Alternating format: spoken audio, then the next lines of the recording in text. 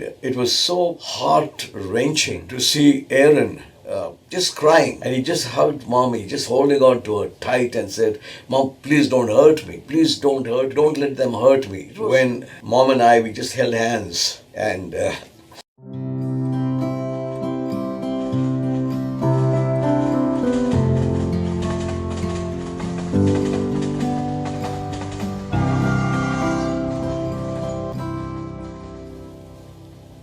just whispered a prayer. Because these were challenges for us. New country, a new situation, and then the worst thing that parents can observe or see is when their little child, their son, is put onto those gurneys and wheeled into the operation theater. So what they did was they had done a skin grafting. They took the skin from his thigh and they did the skin grafting.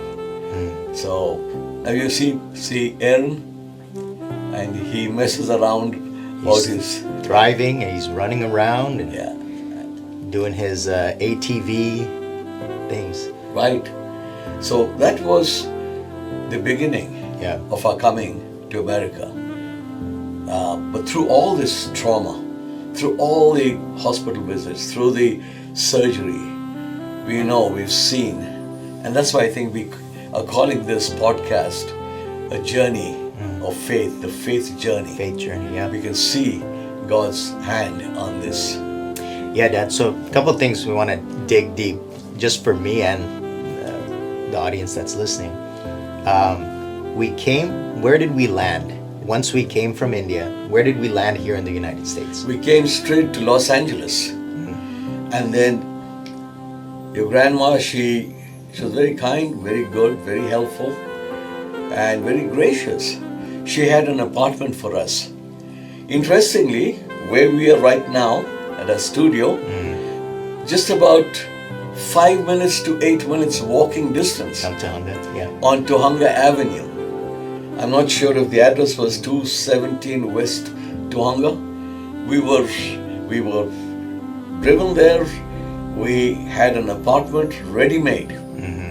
There was the couch, there were beds, there were toys for you guys, little, what do you call them,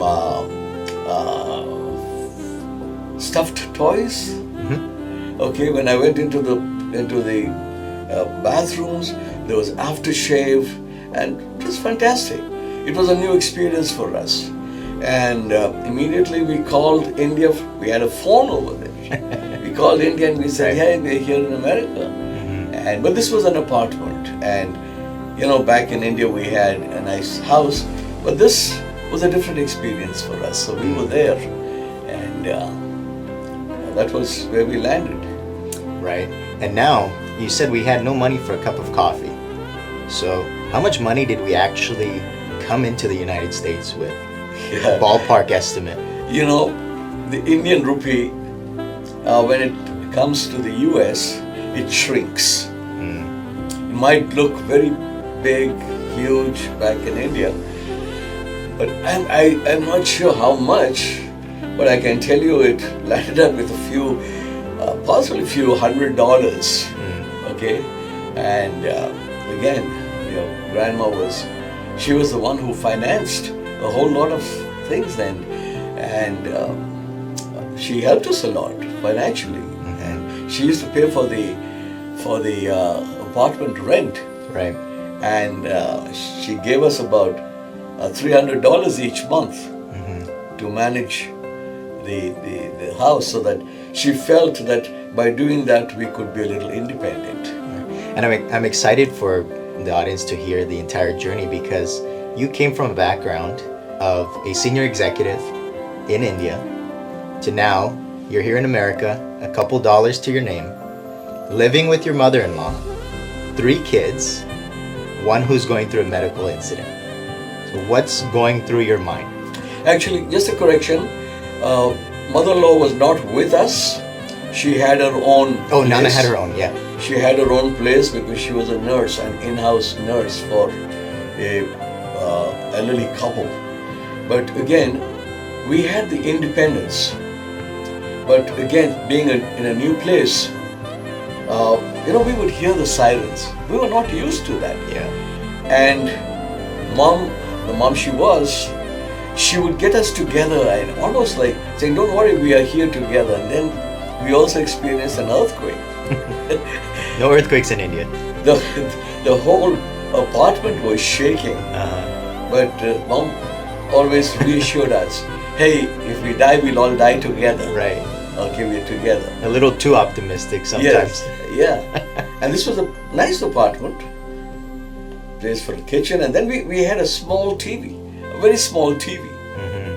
And we would watch the news, and so the first few days, we were there, jet lagged. We would sleep at odd hours, but Grandma used to call us to make sure that we were okay. And so it was almost a ritual. Every morning, every night, we would communicate. So Nana was living with the Zieglers at this time? Yeah, she was with the Zieglers there. She would come for the weekend, spend time with us, and yeah. Amazing. So, you're a man, you're leading this family that is going through trauma already. This is already your first impression of the United States. What's going through your mind of how you're going to make it, how you're going to provide, which is such a common thought as a man. Bring me to that point. You see, in my mindset, we said after Aaron's surgery, we would go back. Yeah. Because I hadn't resigned from my job. Thanks to, the seniors and the management where I worked, it was like they gave me a long time off. It wasn't a vacation because we came for a surgery for Aaron.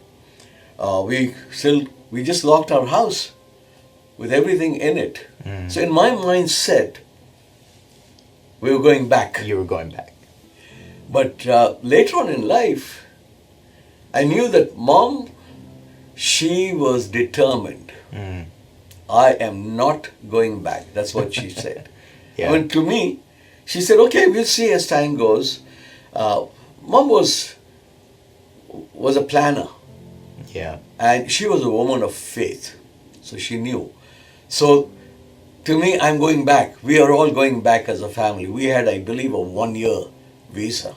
So. Yeah. So 1-year visa, you're planning on going back. Mom's not. What are you doing at this time for work? No, we can't work. We couldn't work because... What were you watching on TV? I remember you were watching the trial at the time. At that time, it was the O.J. Simpson trial. Yeah. And couldn't work. Bought a computer.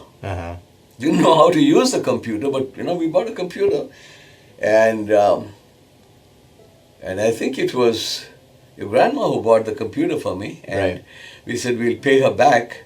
So now we were in a stage of debt.